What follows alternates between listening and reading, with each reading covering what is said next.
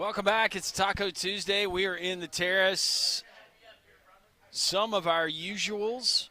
Adrian has just shown up. First time we've ever met Adrian. You love Adrian because he's got his Atlanta Braves jacket on. He's got the Braves jacket on. He's got an Auburn bucket hat, navy blue, bucket or Gilligan type hat that he's wearing.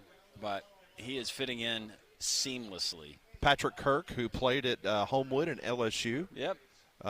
He came. Big fella, you can still see the frame. Absolutely. Does he have a bone to pick with me? He looks like. No. Okay. No. All right, good. We're good. Hey. Yeah. All right. Hey, good to see you, brother. All right. Our buddy Erik G. Yeah. They're from the ticket in Fayetteville, Auburn. Is it a absolute must for Hugh Freeze and the Tigers? He joins us now on the Higginbotham Hotline. Erik, my friend, how are you? I'm fired up because this may be the first time in my career that I can say that I've actually witnessed two coaches coach their last game. That's never happened to me in over 20 years of covering sports. So after getting to see Sam Pittman get fired after Notre Dame, I'm kind of excited to see Hugh Freeze get fired after this Arkansas game. Well, oh, wow. There's a possibility. Somewhere the notion of two ships passing in the night, that comes into play here. Let's talk about the Hogs. Not a whole lot to shout about on defense, but Bobby Petrino's got them clicking on the offensive side of the ball. What are the prospects from folks that you talk to there in Fayetteville that Bobby Petrino lands that head coaching job when it's all said and done? Well, it's so funny that you asked that because we got into a heated discussion about that today on my show. And if I had to guess right now, and this is just a guess, Bobby's the leader in the clubhouse because you're just not hearing any names, or it just doesn't feel like this coaching search is progressing very fast at all. Now, granted, you fired Sam 3 weeks ago.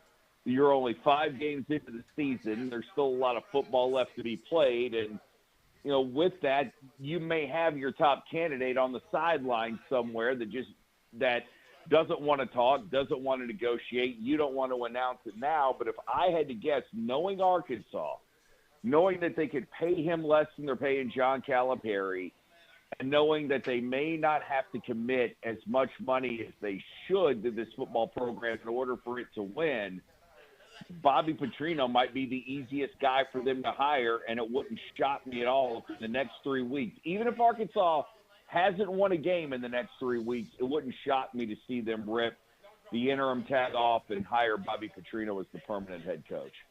All right, so, Erik, let me ask you about the last 2 weeks because Arkansas has been more than competitive. Matter of fact, a couple things happened their way in that ball game. It might be a different result than the previous two against Texas A&M and Tennessee. What are they doing differently, especially on defense? I know they're still giving up a lot of points, but what are they doing to making these games more competitive than what they did in the Notre Dame game? Well, they're just scoring more points because defensively, as you brought it up, they're not doing anything differently at all. Defensive line is still having issues getting off blocks. They're tackling a little bit better. They're not catching their blocks. They're not catching their tackles as much as they should, but they're still giving up chunk plays. It didn't take long for them to lose momentum in the A&M game after, I think it was like 21-20 at the half after getting a touchdown and going in right at half. They come right back out at the beginning of the second half and give up a big drive to A&M in like 5 plays. So defensively, it's not much. Offensively, they're scoring more points, which I know sounds very Bobby Knight-ish for me to say, but what that's coming down to is this offense is just more balanced than what it had been prior to. Bobby Petrino is running just as much as he is throwing the ball, and I think the only reason he's passing as much is because this team has to play from behind every single game. If they can just get ahead and continually pound the ball with Mike Washington and Braylon Russell and let Taylon Green run, Arkansas is going to have a lot of success on the offensive end. And what you have to hope is that every single time they touch the ball, they get into the end zone and they're not settling for field goals. And honestly, 2-3 stops on Arkansas, which all A&M got. The only time A&M stopped them 3 times last week. That made the difference in the entire game. So the $1 million question would be who has more success on Saturday? Just given what you've seen from both teams, is it Auburn's offense coming alive against that Arkansas defense? Is it the Arkansas offense that continues to put up big points against a pretty salty Auburn defense? What do you make of this? Well, that one. I know what I'm hoping. I'm hoping it's Arkansas's offense that has success against Auburn's defense. But I think if there's one game this year that the defense may actually fool themselves into thinking that they're good, it's this game with Auburn, because they just can't seem to protect Jackson Arnold whatsoever. Arkansas doesn't record many sacks. They don't record many tackles for losses. But what I'm hoping, and again, it's hope. It's not think. It's hope. It's wish, whatever you want to call it, is that they can actually get some pressure on Jackson Arnold, get him down, get a few tackles for losses, and maybe they're able to fool themselves into thinking that they've improved, and that carries over to Mississippi State. That's what I'm hoping. If I had to guess, I would think that Arkansas's offense has success on Auburn's defense because, truthfully, I don't know of a defense that really can shut this Arkansas offense down. They just didn't play all that well against Notre Dame. I mean, that was just a weird game from beginning to end. But if you look at every other game, other than what happened in Notre Dame, this offense has been successful. It's been able to put up around 30 points a game. And you have a hard time covering all the receivers that they have. The offensive line is tremendous when it comes to run blocking. They are big. They are physical.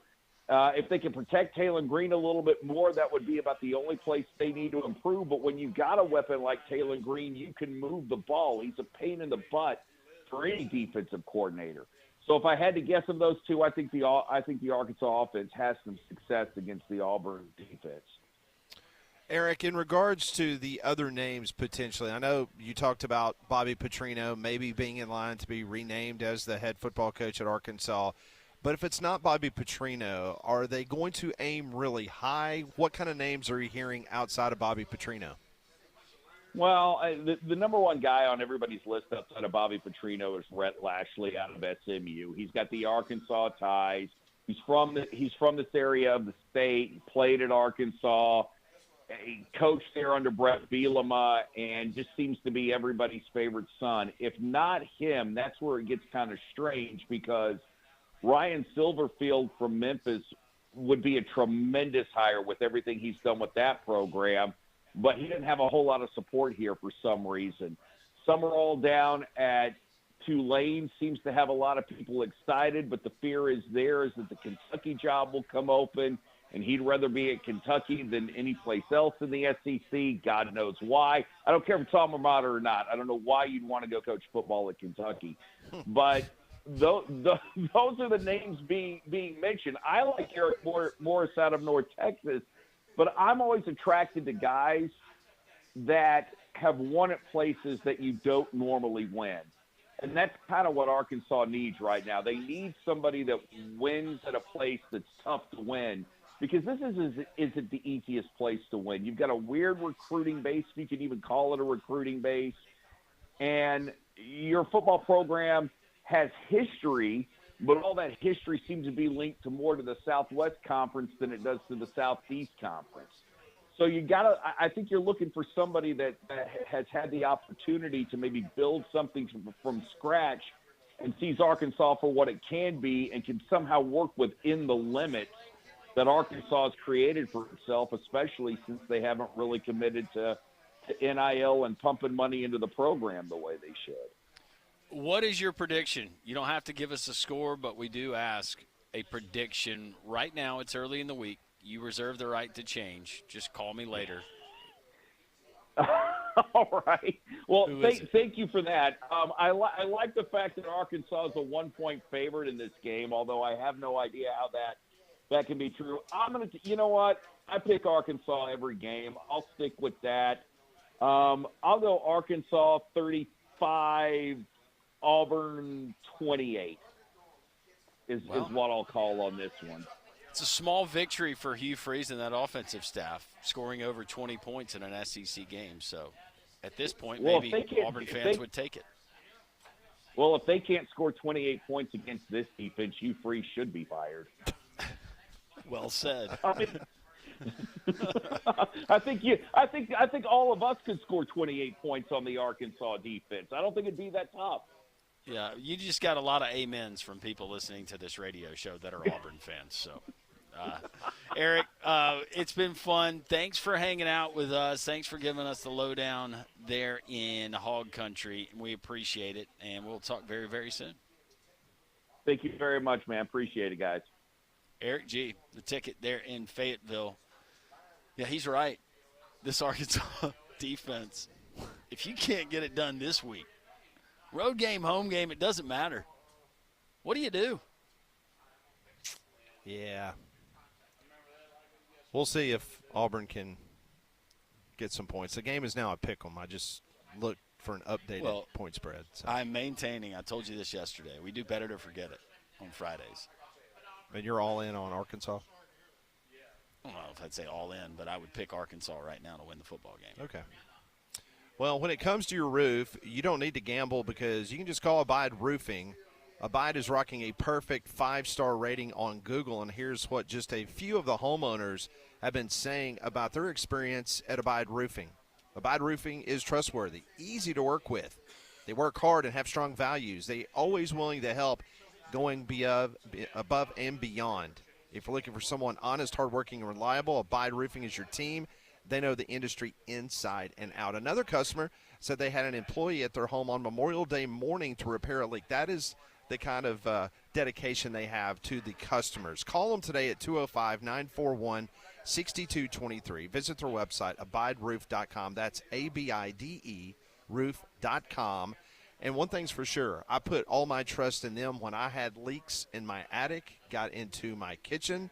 I called Travis Lloyd and his outstanding local roofing team because they were ready to assist me. They dealt with my insurance company, and I was able to get a brand-new roof. So call Abide Roofing today for that free consultation, free estimate on top of your roof, 205-941-6223. Our visit with Erik G. from there in Arkansas, brought to you there on the Higginbotham Hotline. You deserve solutions that are built for you. Higginbotham is your one-source solution for insurance, financial, and HR services. As we continue, it is a Tuesday. We're in the Taco Terrace. Social Taco is the place right next to City Hall in Homewood. Enjoy the tacos, the mix and match variety, burritos, Mexican pizzas, or the chicken feathers that we're going to be getting at our table very, very soon. SocialTaco.bar for more information.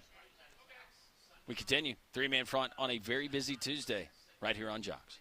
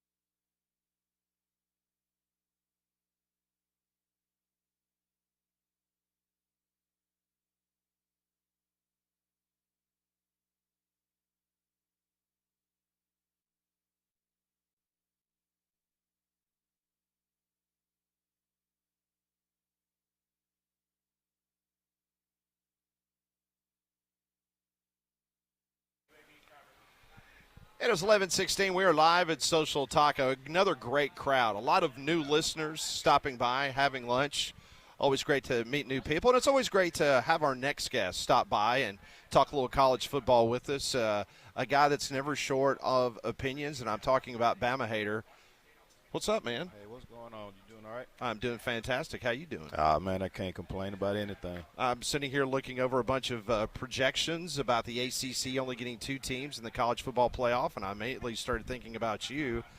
But Miami, as of this moment, would be one of those 2 teams in the college football playoff. You feel comfortable with that, or you getting a little worried? Man, I'm not comfortable because it's Mario Cristobal, right? Yeah, of course. We don't control our destiny anymore. We went from number 2 in the country to now not controlling our own destiny. And, we have to basically go 11-1 to make the playoffs. We were, right on track for getting in the ACC championship game, which, we've never been in. And now we got to depend on other teams losing, or we got to go 11-1. And I'm really not satisfied with Cristobal's coaching performance, man. I can't stress it enough. But, he disappoints every year. Every single time we're in position, to get our so-called reputation back, we lose to an unranked team. And it's been 3 years in a row now. So, I'm not satisfied. Well, I was looking, as of this moment, Miami has the 10th best odds of making the college football playoff. It's right at 44%. Meanwhile, you look at the rest of the teams of the ACC. That's the highest of the ACC. Georgia Tech is right behind Miami at 41%. What do you think about what Brent Key is doing in Atlanta? I think he's doing an excellent job. Would you take him at Miami over yeah. Cristobal? Hell, I'll take Pat. I'll take you. I'll take Landrum. I'll even take Conrad. Wait, time out. That's a breaking news story right there. You would take Lugnut? Man, little Lugnut, as we call him. But, man, I'm the Cristobal, man. He doesn't have that. He doesn't have that that I want. He doesn't get in the – He doesn't have it. No, man. Okay. He pretends to, but, you can watch it year in and year out. He doesn't even get in the players' faces when they screw up. Any bad call that, me as a fan, what I think is a bad call, he'll never challenge the referees. I mean, I'm just disappointed in him, man. It's time for him to go. Who would be I'll the lead you to answer? the promised land, Bama Hater. Don't you worry. I got Who you. would be at the top of your wish list? I'm one of the guys, man. Kalen DeBoer? No, I don't fire. Would you take Kalen DeBoer over Mario Cristobal? I think he's kind of passive too. I want a coach that. What about Ryan Grubb? Man, I don't look. I'm gonna put it this simple way. I don't like to give my opinion to fire or hire coaches, but every time jobs for coaches when it comes up, we always hear the same group of names. It's like they recycle each other. Kind of like NBA coaches. Yeah, kind of like preseason polls and rankings and that kind of stuff. You just recycle the same teams over and over and over again. So. Man, I don't know what the answer is, but I know who isn't the answer, and that's Cristobal. Okay. Are you ready to admit that you were wrong about Alabama after that Florida State loss? Are you ready to admit that Alabama is probably not the best possibly in the land of college football, but at least maybe top 3? I'm going to put it this way. Was I wrong for what I said about Bama? No, I wasn't wrong because that was just my opinion.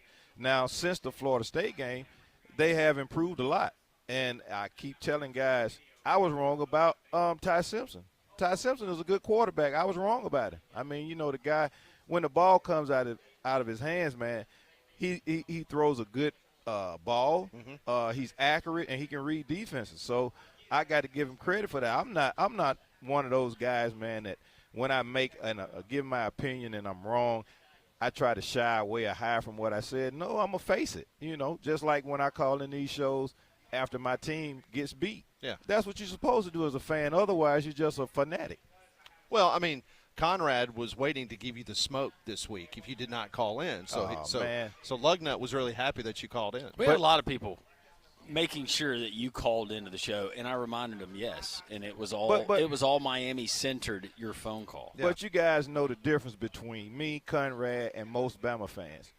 How many of those guys wanted DeBoer out of there after the Florida State game? How many of them wanted the OC, the DC, Yep. Big Al, Yep. the band, the cheerleaders? They wanted everybody out of there. Dixieland Delight. Yeah. Conrad was going around the office with his hat trying to raise funds to get DeBoer out after the FSU. See, now Pat's just trying to make me look bad. No, and then after you guys beat 3 or 4 teams that are ranked in a row, now it's like, I don't know if it's He just acts like everybody is doing that. Man, I'm telling you guys the truth. It's after the Florida State game. You guys go on a run. You beat those 4 ranked teams, and you go from we want the guy out of T-Town to reunited and it feels so good. That's a great song. It is. Bama haters stopping by here at lunch. It's now playing in my head. Yeah. Hey, man, I don't know if you guys know, and I don't know if this is the show that always says the shameless plug, but I'm going to give a good plug today. I'm inviting all of the listeners to tune in to my podcast, and I'm on a podcast with none other than the legend. Now, imagine the legend. Oh, my goodness. And Bama hater, the two opposite of the football spectrum, but we have a podcast called The Fanatical Podcast. It's on YouTube. Once you type that in, just click on the brown F.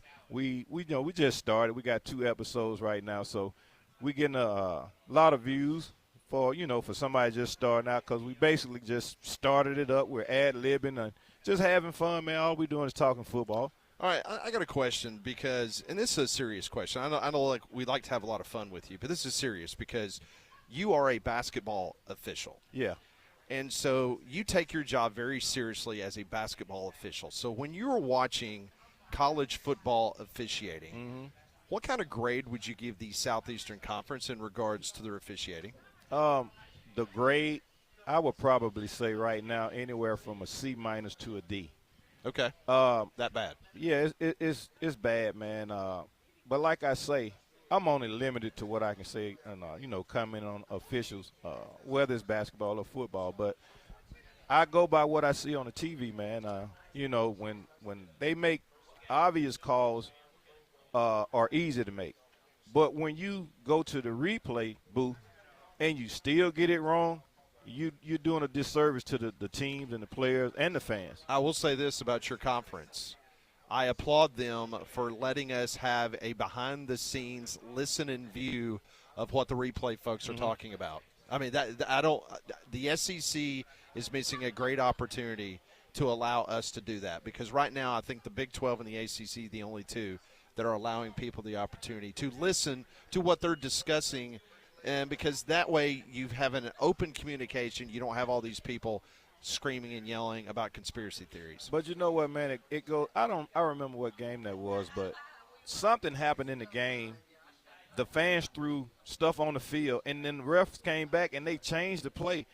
That was Texas-Georgia last year, was it not? Man, that was crazy. But man, it's the officiating, man, is bad, and I don't know what they could do to, correct the problem, because, like I said, when you look at a replay and you spend minutes on a replay and you come back and you still make the wrong call, it's just not fair to anybody all around. And like I keep telling you guys, as far as the playoff committee is concerned, these guys really don't want transparency, because if they did, when they choose these teams at the end of the season to go to the playoffs, why not have a show, a 30-minute show, and, explain why we picked these 12 teams.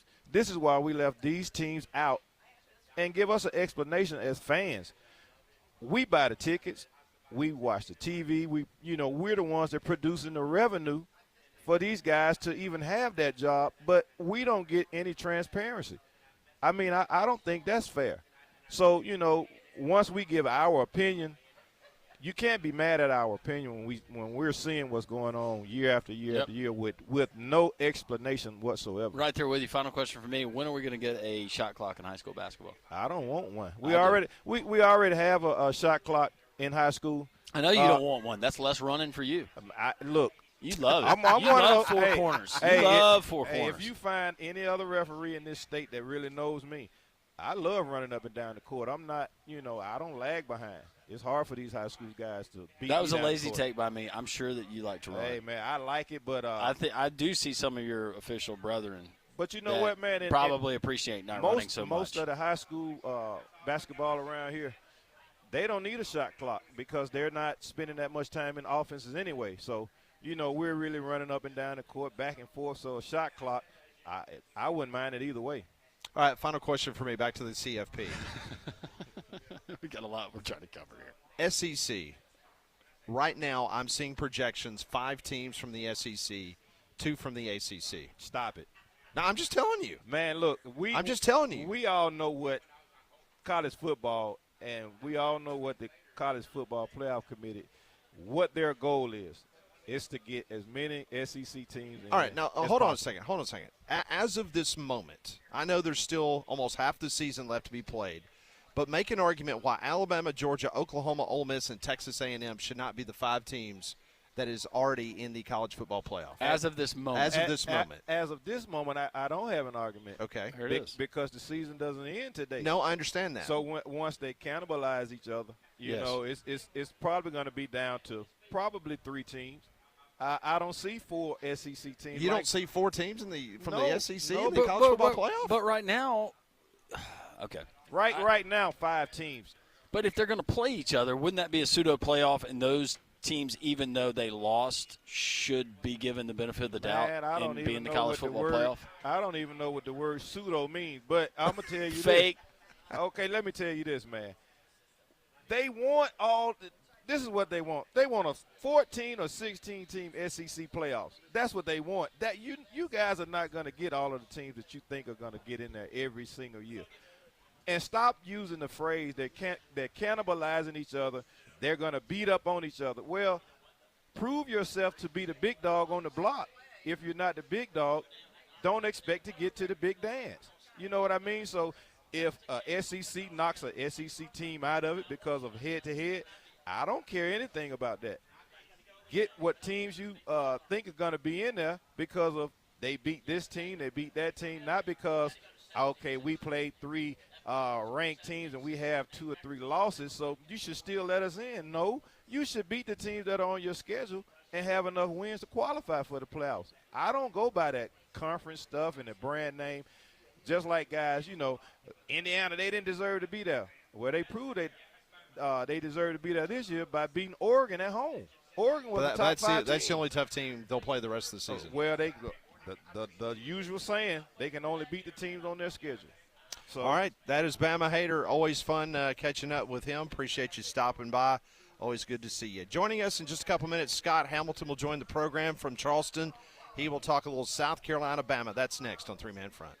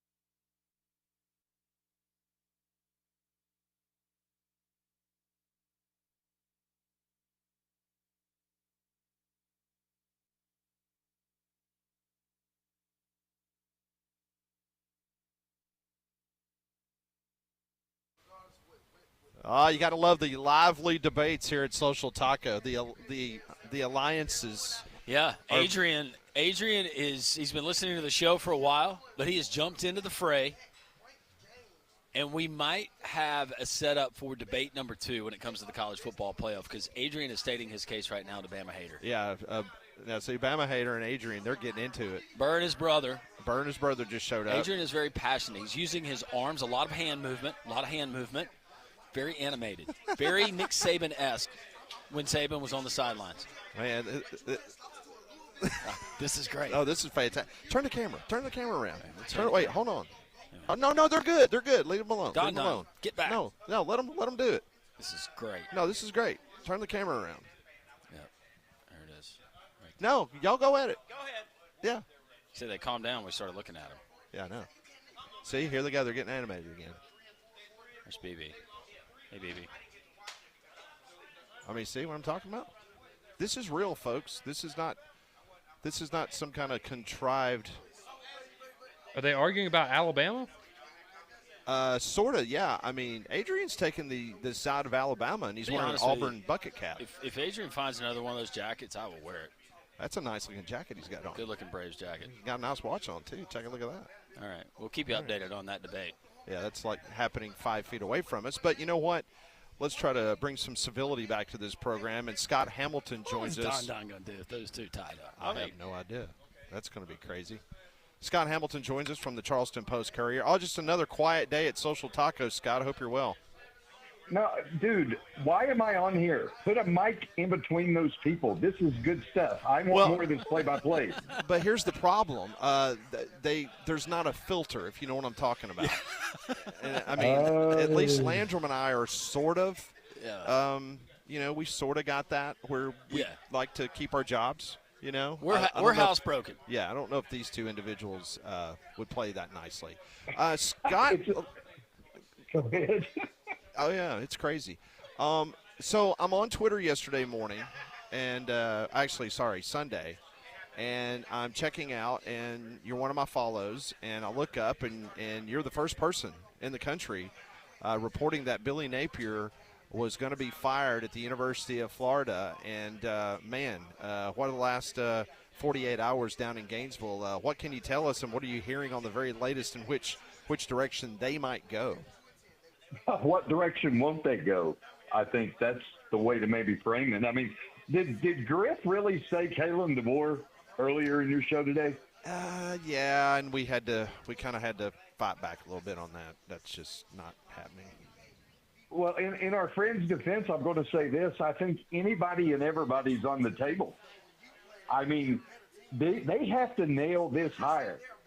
They have to nail this hire, and not only to save face, but they keep falling further behind, man. I mean, did you ever think we would live in a world where Florida football would be this far behind Vanderbilt? Would be this far behind Georgia Tech or Indiana? It's crazy. No, I mean, I wouldn't, especially after what Spurrier built and then what Urban Meyer came in and did. But, yeah, the last 15 years, they have been in nomad's land for sure. Well, and it goes back to this, guys, and I'm reframing my mind just how we need to reframe our minds with regards to how we look at programs. The transfer portal, as much as we've complained about it, moaned about it, and bitched about it, it's really been a wonderful thing for the sport. I mean, look at this incredible amount of parity we have now, and how an Indiana and a Vanderbilt and a Georgia Tech are allowed to or have the ability to elevate themselves. And maybe not man for man. I mean, if you laid down Florida's roster next to Vanderbilt's roster and you stripped off the names and they were blind resumes, you're going to take 90% of the players from the Florida roster. But because you have a coach and ADs who know who they are, embrace who they are, they're able to go out and get players that fit roles, and together the whole outweighs the parts. You know what I'm saying? And I just think it's a beautiful thing, dude. I love where we're at right now with college football. I'm sorry. And to that point, because we're dealing with Hugh Freeze and Auburn right now having some struggles, and he's 2.5 seasons in, a little more than 2.5 seasons in. But I think just by what you just said, NIL and the transfer portal, you should be seeing results by year 2 or year 3. Otherwise, this whole adage of give them 5 years, that's out the window because you can flip your roster, and there's coaches that have done it with less than the likes of what you get in the Southeastern Conference. Yeah, you just have to know who you are. Just because a guy's a 5-star doesn't mean he's a dude for you. You know what I'm saying? I mean, it doesn't mean that he's great. You've got to look, culture is a word that we throw around a lot, but it's a real thing. It's a real thing. And if you get guys who don't fit into your culture, who don't buy in to how you want to play football and how you want to be perceived, then all you're doing is hurting yourself. That's all it is. And these guys like Clark Lee at Vanderbilt and Brent Key at Georgia Tech and Signetti, they know who they are. They know what they're able to accomplish, and they're going out there and doing it, man. I think it's great.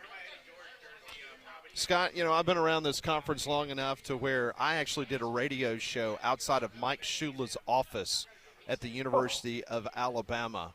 And now you've got to deal with him in the state of South Carolina because he's the offensive coordinator for the Gamecocks that is currently the last ranked offense in this conference. What is going on with the South Carolina offense, and how bad could it be on Saturday against Alabama? It could be bad. I mean, it could be bad. I don't know if it'll be as bad as it was against Oklahoma because I'll just throw this out there. Oklahoma probably has the best defense in the country. I mean, I know what my eyes saw last Saturday, and that's a really good defense. They play big boy football on defense, no doubt about that. And Alabama is better each passing week on defense. I'm still trying to wrap my arms around what the problems are at South Carolina. I mean, I knew from the first week that the offensive line was an issue, and they had to tighten that up, and it didn't get any better. And they fired Lonnie Teasley, the offensive line coach, a couple of weeks ago. But it goes beyond that, guys. And I'll be honest, I think it actually goes beyond play calling. I'm starting to think this is as much a development issue as anything else when you look at it, because fans are complaining because of all the runs that are happening, up the middle, up the A gaps, the 2-hole and the 3-hole. Why do they keep trying that? Why do they keep trying that?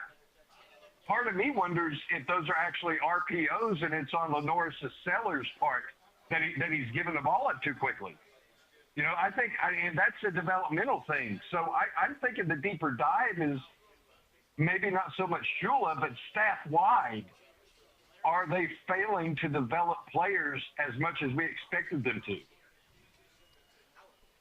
If it continues, if the struggles continue, South Carolina right now 3-4. Shane Beamer is 32-26. I know what he said about the Virginia Tech job, and you'll have to forgive me, but I do have a hard time believing coaches when they say statements like that. We've had countless examples.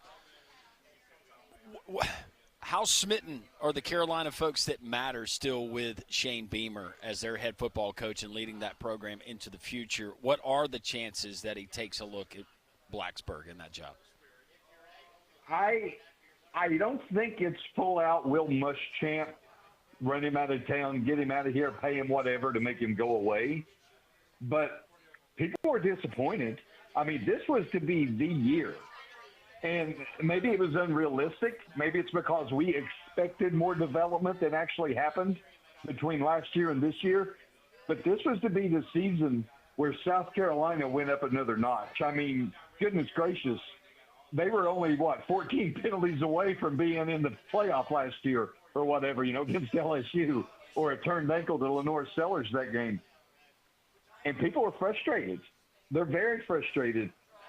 As far as him going to Virginia Tech, I told you guys before, I don't think it would be career suicide, but I think it would be, the biggest case of dumbassery we've seen in a long time. I mean, you don't trade an SEC job for a mid-tier, at best, ACC job, especially one that's in disarray as far as the athletic director and all that. I mean, Whit Babcock's getting a lot of heat.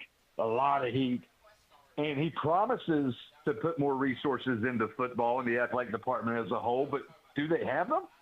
Do they have it? And with the ACC having that lopsided revenue share now, only the teams that are performing the postseason and getting big eyeballs on television, we're going to get them the dollars to put them more on an SEC Big Ten level. Well, the last time I checked, there aren't a lot of TVs in Blacksburg, Virginia. I grew up not far from there. Trust me. I mean, that's not a big TV market. And there aren't people all over the country that are going to make it must-see television, circle their TV guides to watch the Hokies. So I don't see why you would leave even South Carolina in a tenuous situation to do that. And this last point, fellas, and I'll throw this out there, and I mentioned it to you as well. You also go back and you're trying to replicate what your dad did. And no matter what you do, there's going to be a statue of your father outside the stadium. And the only way to eclipse that is to win a national title. He played in the national title game, coached the national championship game. That ain't happening at Virginia Tech, okay? So if Shane has been a guy who has built his own career from day one, I don't see him going back and having to deal with that. I don't.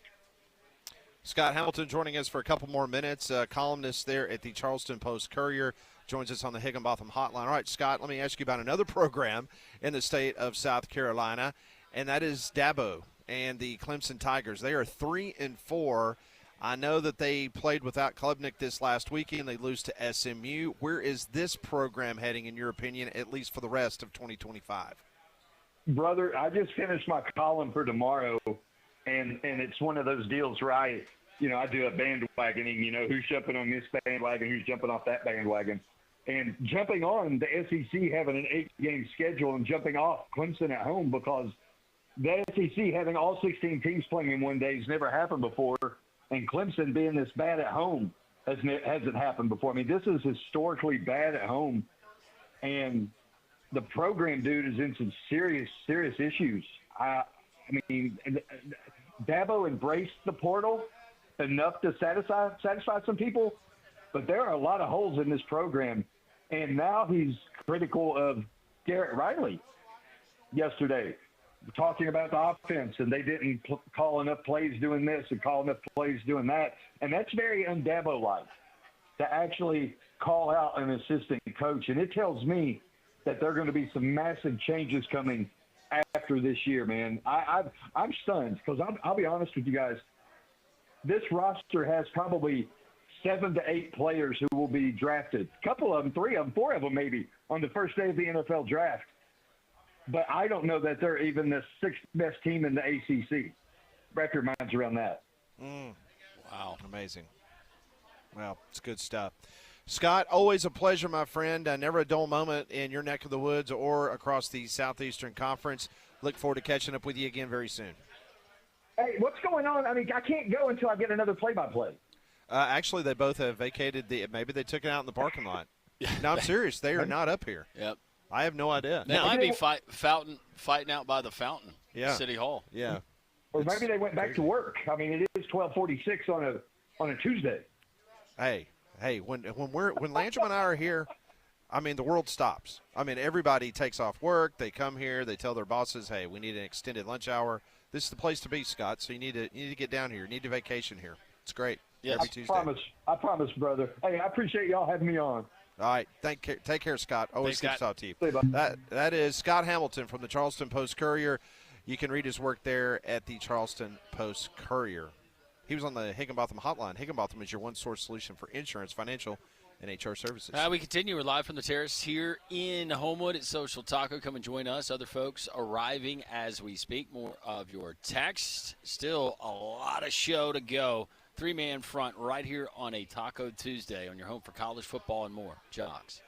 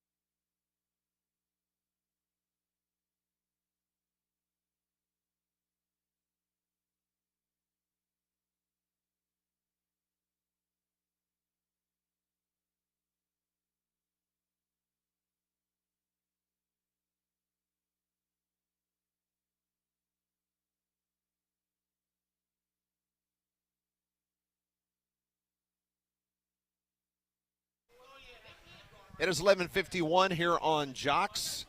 We have been so jam-packed with guests. We will get to your text messages on the courtesy GMC text line 205-834-9450 momentarily. Holidays right around the corner. That means Thanksgiving. That means Christmas. That means all the holiday parties. And that means probably overindulging on food if you're like me.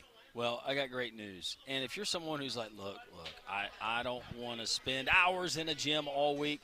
You don't have to. Mandu in downtown Homewood. It's electrical muscle stimulation fitness, all FDA approved. What I need to tell you is it's a 15-minute workout. Because of the technology, the 15 minutes you're going to spend at Mandu is the equivalent to 6 hours in a gym. Think about how much free time that frees up for you. But the best part of Mandu is you're going to get results. That's right. That 15 minutes, however many times you want to do it per week, it's going to get results. I promise you. First visit is free. They'll put you through the workout. MANDUU.com. Tell Paul and the gang that Landry from Jock sent you. Get 10% off the life of your membership, 15% off if you're a student. Once again, it's Mandu, MANDUU.com. We appreciate their great partnership. So Auburn was on the practice field this morning. Nathan King from Auburn Undercover. He had some observations in which he reported the following. It's still Jackson Arnold at QB1. At least in the drills we observed. Arnold worked with the first-team group during the offense versus defense, and Daniels was the backup. Of course, we didn't see all of practice, and Hugh Freeze said the plan is to rotate them throughout the week. According to Nathan King, Daniels did not have a good drive in the tempo drill. His first pass was broken up and intercepted. He had at least 3 more incompletions, including an overthrown pass. And then he concludes his quarterback report by saying that it was another rough day of drops, and Freeze was very animated with a group of receivers throughout practice. In just the time we were out there, we saw at least 2 drops from Malcolm Simmons, 1 from Perry Thompson, and 1 from Preston Howard, and 1 from Ryan G. So, yeah, Preston Howard. It seems like we've seen several drops, not only from him but for the Auburn tight ends this season. I would stick with Jackson Arnold if it was me. He's the guy that whatever this offense, whatever you're running, he's got the best handle on it. Find things that he does well.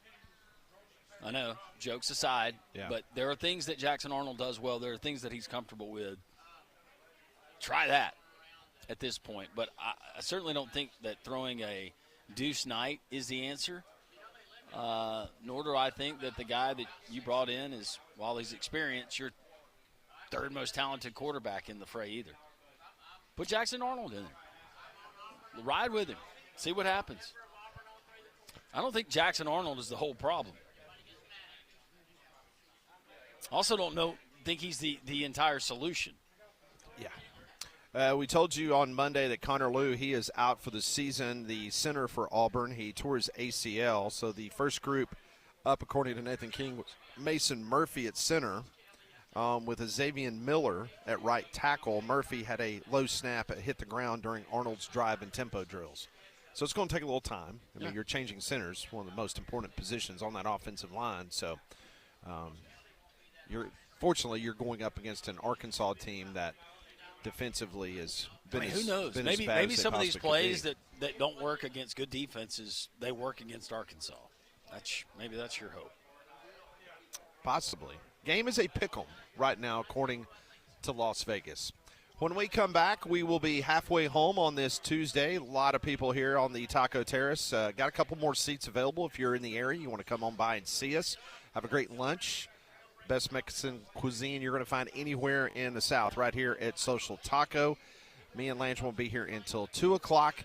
So much more to get into. Your calls, your texts at 1-800-239-WJOX. 205-834-9450 on the courtesy GMC text line.